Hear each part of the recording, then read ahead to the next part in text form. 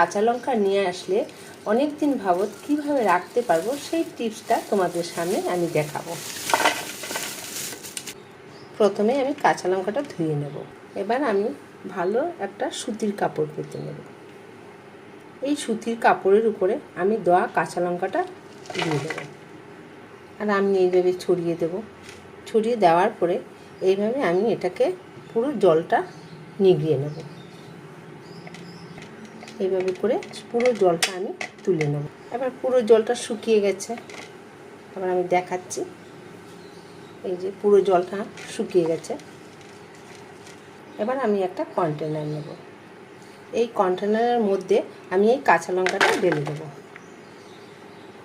দেখুন বন্ধুরা কীরকম হয়েছে, একদম শুকনো শুকনো হয়ে গেছে। পর আমি এইভাবে ঢাকা দিয়ে ফ্রিজে রেখে দেবো। অনেক দিন যাবত আমাদের এই কাঁচা লঙ্কাটা থাকবে।